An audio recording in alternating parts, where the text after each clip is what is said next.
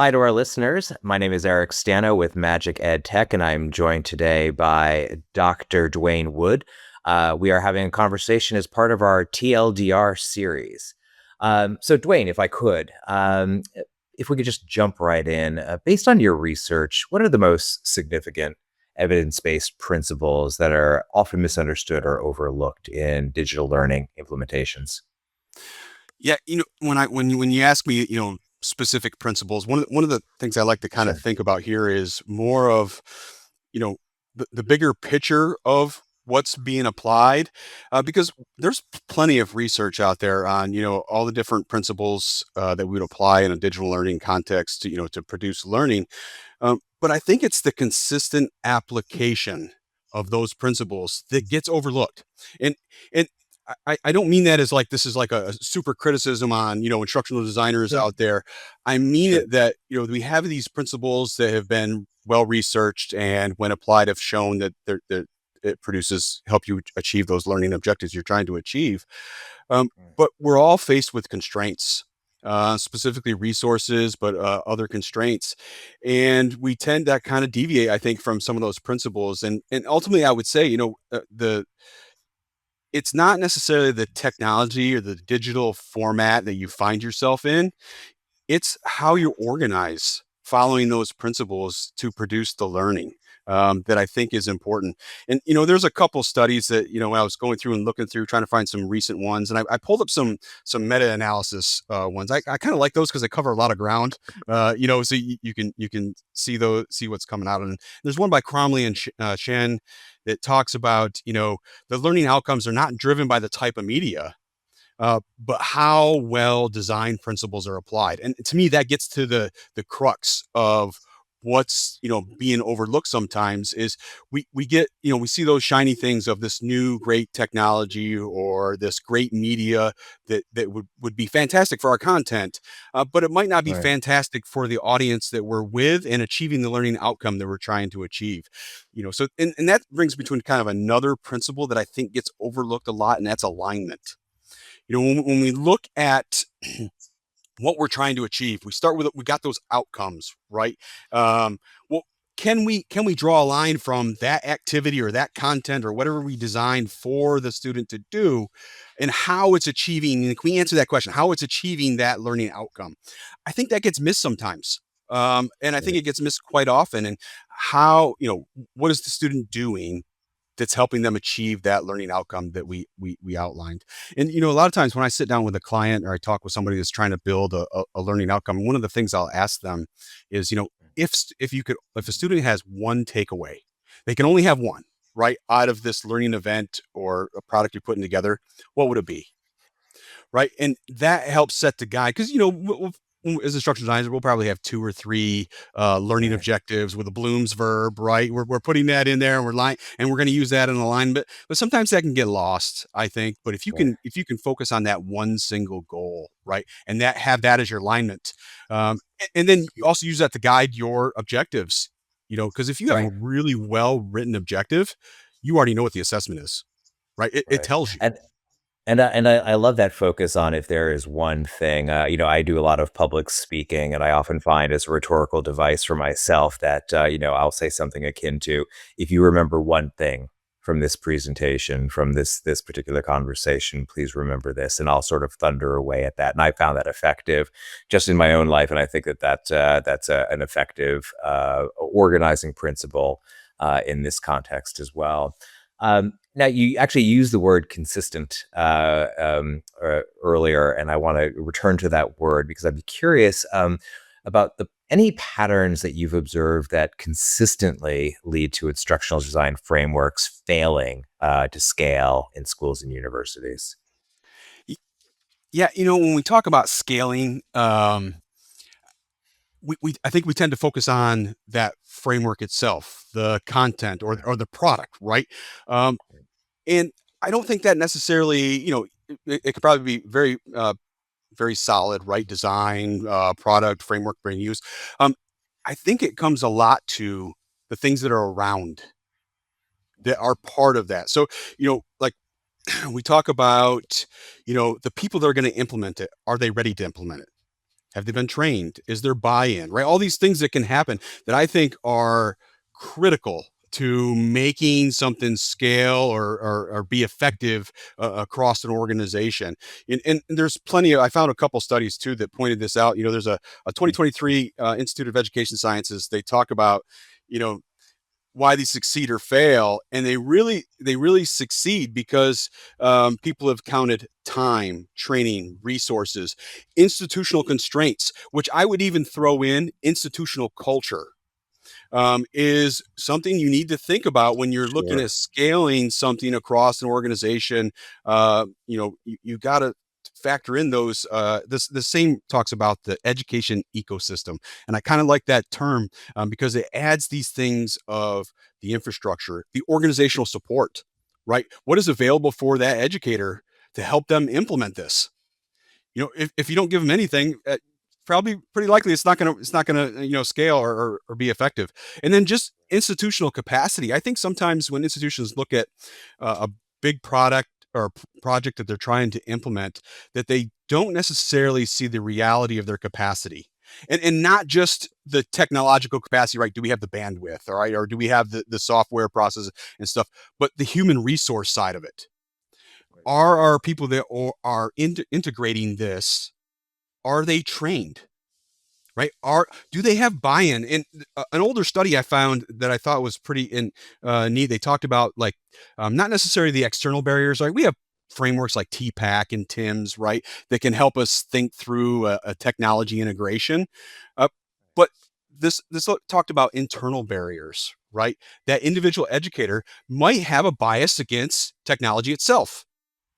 Right. That could be a Right. challenge, right? If you're trying to implement a technological solution, right? And so it's kind of understanding that and providing the supports and training and structure that goes with that. Uh, you know, Right. if we discount those, I think you're setting um, that project up for failure, or it's just not sustainable over time, right?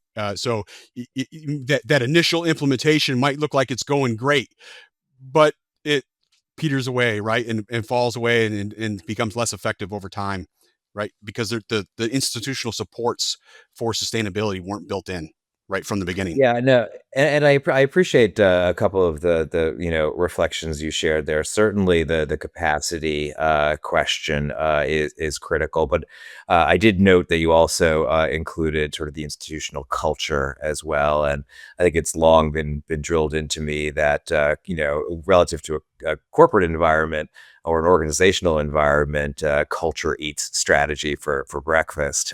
So I think that Eats. the cultural component, I think, is important, and I think the bias, note that you introduced as well, whether particular faculty or users or personas have a bias against this technology or that can really, have an impact on implementation and success. And pivoting off of that, speaking of technology and where biases can arise, I want to turn to AI, which can be a polarizing topic, and certainly can run into the teeth of bias, or introduce its own. But with AI tools becoming embedded in learning platforms, how do you think instructional designers should adapt their frameworks to ensure that both personalization and alignment with proving learning science is happening? So I may be taking a confrontational stance on this, but I don't think I what like we it. do changes. Um, There you go. Artificial intelligence is a tool. It's an instructional technology tool. Now, granted, it's different, right? So we talk about some of the other tools. We could talk about like the pocket calculator, spell check, right? Those are kind of on the periphery of human cognition, right? They help it along, but this AI technology is in the same space as human cognition, right?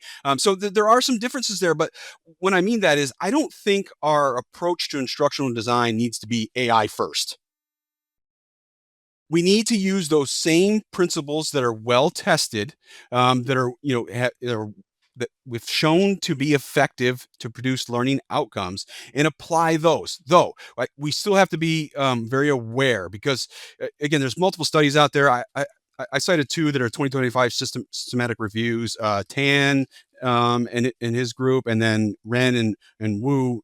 both talk about AI integration into education and how that it's most effective when it supports instruction, not when it replaces, right? Or the idea that, one of the challenges here is aligning the AI use with good instructional design, right? So what I mean by that is when I think about instructional designers and how they work with I think it's less on now on structuring content like, chunking and sequencing and those type of things. And it comes down to how is the student interacting with this AI tool to achieve the learning outcome. And so I think we need to focus on things like feedback, practice and reflection, right? The active learning piece. What is the student doing, right? So we don't want that AI to take away that productive cognitive effort, right? We want it to augment it. And that I think is the challenge for instructional designers in this AI world. And again, I think we can use the same theories and practices that we've been using, but we're now have a different tool that we got to work with it. You know, it, and if I had anything to talk about how we would adjust a framework or a process that we're looking at instructional design, I think we need to be really explicit about when AI should not be used. When does it get in the way of that cognitive effort that we need to happen to produce the learning outcome? That's That's where I yeah, think that where we need to kind of look at, and that's where we got to kind of integrate there and figure that out, right, as educators. right. Right. No, we find out where it's an appropriate accelerant that is still in keeping with and promoting the cognitive effort that a student needs to make in order to learn. I absolutely agree with it. In fact, I spent a lot of time in other settings talking about that, how it's, we've got to train, not just the learning designers, instructional designers that we're talking about here, but, ultimately we got to train students, and we have to help them by way of instructional design, help them not do the easy thing, which is just leap to the right answer using AI, and we need to be harnessing it from all aspects, all angles of the ecosystem to really contribute to learning in the right way and the outcomes in the right way. Because it's a very easy tool that allows you to bypass a lot, which ultimately you end up paying for, and the lack of actually having learned. Yeah, just what you're talking about, what I think about is, in our current like instructional design education, both as, educators and students, we have certain mental models, right, that we follow as we go into a process, and that kind of leads it. I don't think we have the mental models developed right now to integrate with an AI collaboratively to produce learning outcomes, right? And that's what you're talking. We have to develop those mental models, right? How many people actually know that it's just statistical probability? It doesn't know the right answer, right? But it's figuring it out, and you know, just by asking a question into the system, you inject confirmation bias, right? It's the ultimate yes person. So Yeah. Yeah. do you are we do we have the metacognitive skills already to kind of understand that and to effectively collaborate with this tool? And that's where again I think is exactly it, right? We have to know where we have to figure those out and develop those skills. You know, I don't have the study right in front of me, but there was a couple studies out there that talked about even if you don't have the domain knowledge, right, it's easier to be fooled by an answer in a system, right, because you don't have the depth of knowledge to Sure. challenge it. So Sure. if we're using an instructional tool for domain knowledge that somebody doesn't already have it, right, we have a disconnect, right? Yeah. Again, I hear all the time, AI is going to replace teachers. It's going to replace. I don't see it happening. There is more than just the information acquisition when it comes to learning, that the AI tool can help and can augment, but it ultimately comes down to structuring the learning that will guide the student through the thinking process. Yeah, That's I what we think have to there's look actually at. Yeah, I think there's actually almost perversely, there's more danger of AI replacing the students if AI is the thing that ends up doing all of the thinking. So that's again that goes to the importance of your job and my job and to make sure that that kind of thing doesn't happen. But I've taken us down a nice little rabbit hole, which I'm enjoying. But let me get back to some of the questions that we want to mine today. So when evaluating a new EdTech tool, whatever it might be, what research-backed criteria should instructional designers use to assess whether it aligns with learning goals rather than it's just part of the technology trends? I mean, I guess this is in keeping with what we've already been talking about, but I'd love to hear your further reflections on it. Yeah, so I kind of have developed like 5 questions, and these questions are going to sound really simple, but when you ask them when you're thinking about a new educational technology, I would say don't think of the technology as like a product. Think of it as an instructional decision. And I think if you start thinking about it like that, you start applying those instructional design things, right? You've been working with, and you start asking these questions. Like, so the first one is, what learning issue is this technology going to help us? If we can't define that, we're probably have a tool in search of a problem, right? Versus trying to use technology to help us achieve some learning outcome or close some training gap, right? That we're trying to do. So, you know, that's that I would always start with that one, and we have to be very articulate and be very clear on how this is assisting. And that gets back to, we talked about, why these things sometimes don't scale. Well, it's because that definition of that problem was not clear, right? And how it was applied, and then we can get to like kind of that, that academic piece and what evidence supports this, right? There are plenty of products out there that have the flashy ads and marketing, but is there real evidence that shows that it actually produces the learning gains that you're looking for? And there's a 2025, and I'm going to say this name wrong, but Kirkova, they talk about the 5 E's, but the two that I like to pull out there is efficacy and effectiveness. So efficacy kind of deals to, is it theory sound, right? Theory based, right? And can you see where it's applying these different principles to produce learning outcomes that's well established in the literature, right? But effectiveness comes down to how is it applied in a real world context, right? Because we're gonna have constraints, right? And how can it do that? Because I like that because it's less of, is this tool going to be engaging, to the idea of how is it improving learning, and how do we know it's going to improve learning? And I like to tell instructional designers, right? How do you know a novice instructional designer from a master, right? A master instructional designer will explain to you the why and the how for every instructional decision they make and the impact it will have on learning outcomes. A novice follows a process, right? So you can think there's graduations, right? There's a scale there, but that's how what we have to be able to get to when we're thinking about this. And the reason I keep saying, don't think of it as a product that you're going to implement. Think it that you're making an instructional decision, right? Because now you have to justify it. And we could talk about, can learners and instructors use this within their context? I always fall back on this one example, right? I can create this great 4K instructional video that's absolutely fantastic. But if 50% of my audience doesn't have the bandwidth at home to watch it, doesn't do me any good, right?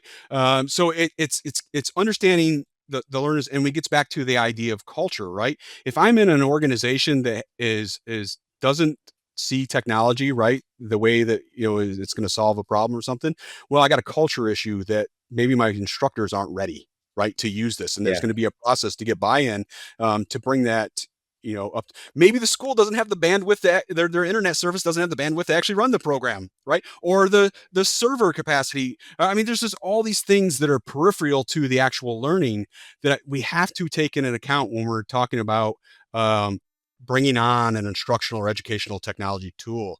And then last two that I have them as separate questions when I do this, but I'm going to put them together because they're very much related. And it comes down to accessibility implications, right? So if I look at my target audience, right, does it have the accessibility tools or align with accessibility that's going to allow my user to use it effectively, right? Does it have the tabbing and screen reader capability, right? All those things we would normally think about. And then the ethical and contextual implications too. And what I mean by that is data privacy, right? I think that's a big topic right now we're talking about, especially with AI, right? How is it used? And, can we ensure that our data that our students are putting in there, our student data is in there, is secure and safe, right? And what are our protocols? And so the administrative side of that too, right? Controlling that data, I think, is important when we talk about an educational tool. Especially like if you're using an open system like ChatGPT or something like that, and you put in student personal data, right? Where's it go? Right? Right. Right. Is it just open now? Right? And so I'm always super hyper focused on, are we protecting our students' data? Right. So I think Yeah. Yeah. that's a big concern when we talk about these type of educational tools. But again, if you approach it as an instructional decision, that's part of your decision making.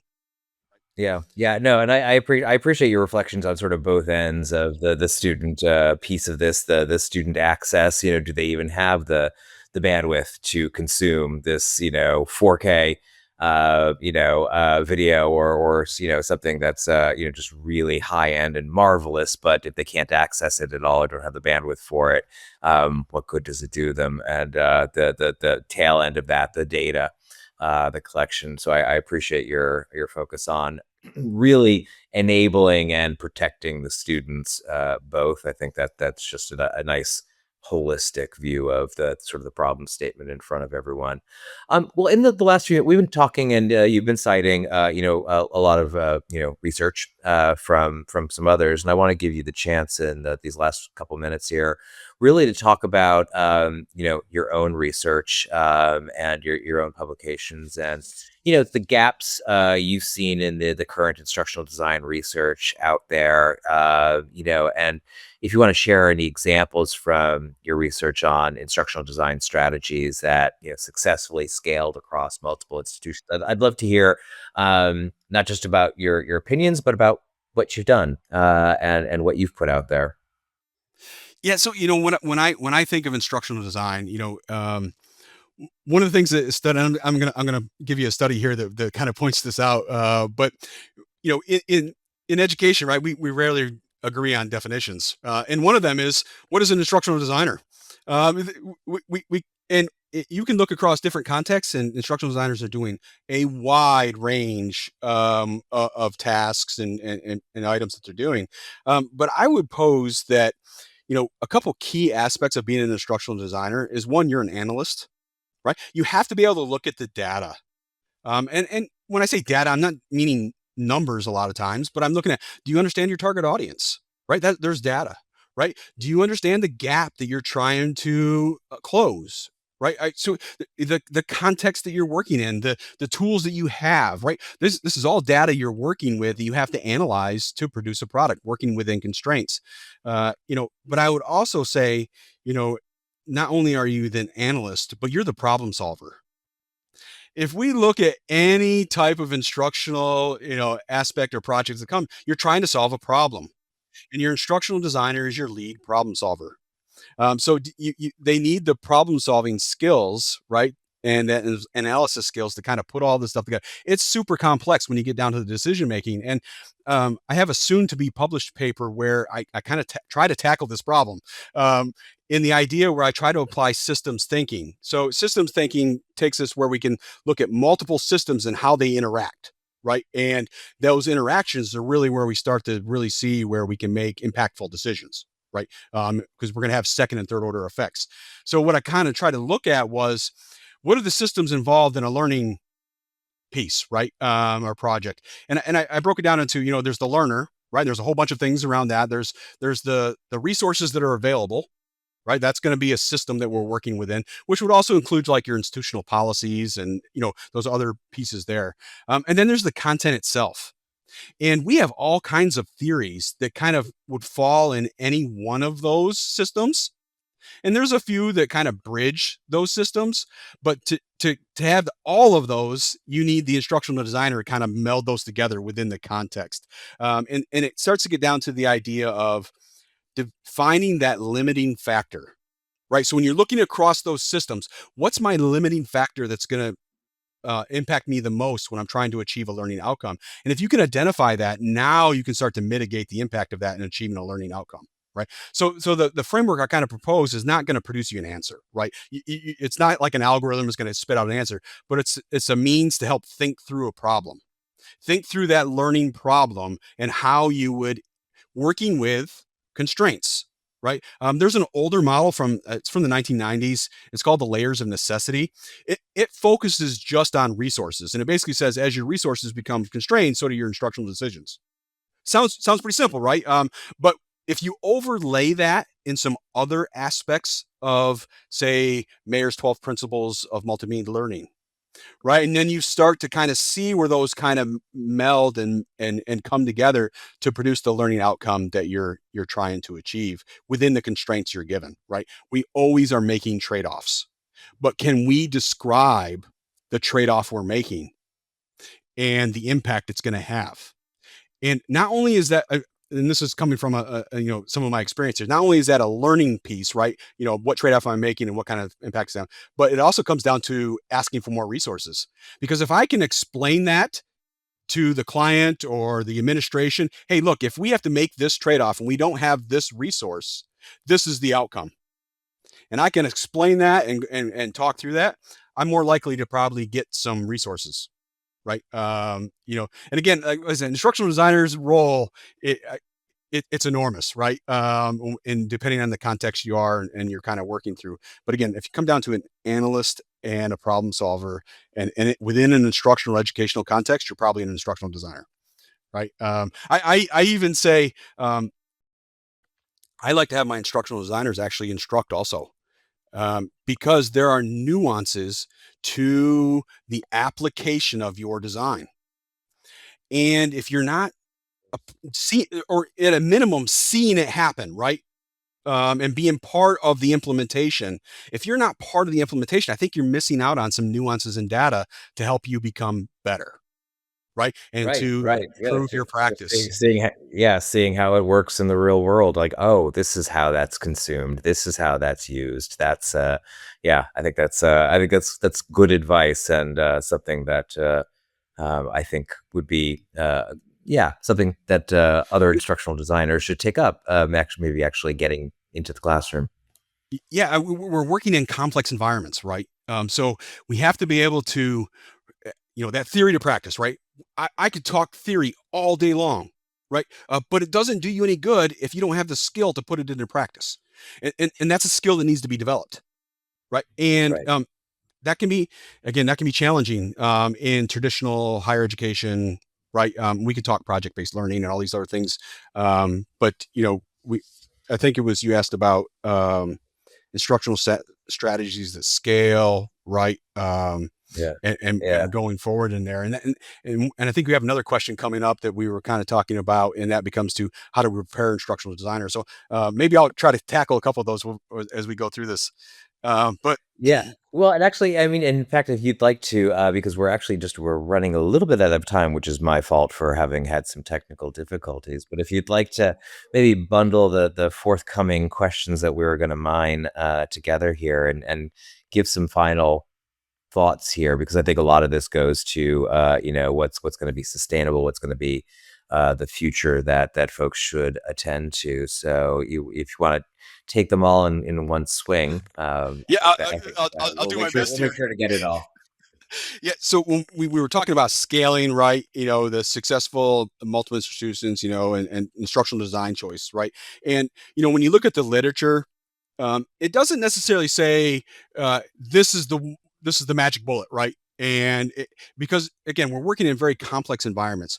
But what it does point to is how the frameworks themselves, the conditions that they're, and what makes them successful. And we can break it. One, they're simple, right? They're easily understood, right, and can be applied. They're adaptable, right? Because we talk about that context, understanding the context and the constraints you're working with. Is that framework adaptable enough for you to work within those constraints, right? Because if it's not, you've already lost, right? And then the structures. We were talking about the infrastructure structures, are like the training, the leadership buy-in, right? And then again, the clear use cases. Is the problem defined well, right? When we do that. And there's a study by Fiskin that I found this. it's not a mathematical equation here, but it lays out, and I thought this was great. It says effective innovation, so this would be our technology, right? In our context that we're thinking about, times effective implementation. So that's how we're implementing, right? What's the process that we're doing, right? Are we just giving it to folks, right? Or is there structure to the thing? And then the enabling context, and this is what we were talking about: the training, the culture, the organizational policies. All of those things got to be together to produce. In the study, it calls it a socially significant benefit, but in our case it would be a successful, sustainable implementation, right? And so I thought that was, it kind of wrapped everything. They also had this statement that I think is worth putting out there. It's strengthen the capacity for change, Nice. right? Right. How do we there's an older book, where was it Good to Great, right, from the 1990s, I think it is. And there's some. If you could stop calling things from the '90s older, Oh, yeah, it would I'm really help. sorry. Yeah, that might just Uh, that was I grew twice. up in the 80s. But so yeah, that I was born in the '70s, so the '90s are really close by in my mind. So yeah. So the Good to Great book, and there's other things, but the thing that I'll focus on is the author makes a distinction between what he calls a level 4 and a level 5 leader, right? So right, a level 4 leader, if they leave the organization fails, right? But a level 5 leader, if they leave the organization continues to get better. And the difference is because that level 5 leader has built capacity. And I think it's the same kind of way here when we think about the leadership in education, is that we have to build the capacity for change. It's not going to slow, right? The rate of change is not going to slow. So our HR and how we have our organization and our structure needs to have a strengthened capacity for change, right? As we go forward on that. So and I'll kind of go to the, we talk about gaps, right? I'm going to focus, I think, on a gap in instructional design, education and training. And I'm going to base this on kind of what we talked about, where we don't have a defined definition of what instructional design is. It changes from structure, context to context, and your task you're performing. Um, and we talk, difference between a novice and a master, right? Going through those processes. So I honestly think the best way when you talk about developing an instructional design is through like a mentorship or apprenticeship type program. You need to tackle real problems in real time, right? To develop the capacity for that. We could do a project, right? And we can develop some of those fundamental type skills and processes, but it's not the same without a real context and constraints, right? And and right, and working with a master, right? That's already proven, and having that ability to reflect and feedback, right? right. I think is, and there's studies that back this up. You know, Stefanik, I'm probably saying that wrong. She's got a lot of studies out there actually on instructional design decision making. If you just do a Google All right. search, find. Well, you should learn how to pronounce her name then if she's got so many studies. Yeah, yeah, exactly. But they talk about, many of the most important design skills are developed through experience by working on real projects, collaborating with others, and then you know the basis of a good design is iteration, right? And being able to do that, right, and have that mentor or that master there to kind of work through those as you're growing, and learning to be an instructional designer. And we talk about upskilling, right? you know we're in that kind of world, like, hey, I need you to learn this skill. Here, go watch this LinkedIn video, right? Oh yeah, you're good, right? Upskilling's got to be part of that process, right? You need to include the opportunities to apply it, or we don't get that transfer of learning. It goes away, right? And then we're starting over. So we definitely, and not just the opportunities to apply, but that safe space to receive feedback and refine your Right. work over time, right? We And can't I be in think the. yeah, and I think that brings us back a little bit to what you were encouraging your own instructional designers to do, just by way of actually being instructors as well, getting them out there and being able to not only see how their work is unfolding, but improve their own skills relative to the data they're collecting in real time on the the effectiveness of what it is that they've done, and that it's in it of itself is upskilling for many of the instructional designers. And listen, Dwayne, I think we're going to have to actually leave it there. Right. We're a little bit over time, but listen, I appreciate you joining. today. I appreciate all the very vigorous and well thought out and well researched answers that you were given. No, this has been fun, and I think that it sounds like the instructional designers in your space are a dynamic group of folks. They'd have to be, working with the perspective that you have, and I appreciate you sharing it with us today. All right, thank you. Again, anytime to kind of talk this stuff, I like talking, and having, I ha- do too. I do. I teach courses that are mostly asynchronous, right? Online, that type of thing. And I tell Right. students all the time, right? Sometimes it just takes a couple minute conversation to produce, right? Answer those couple little questions and have that conversation to produce Absolutely. good things. It doesn't take much. Absolutely. No, not at all. Not at all. Well, listen, I appreciate it. I'm going to hit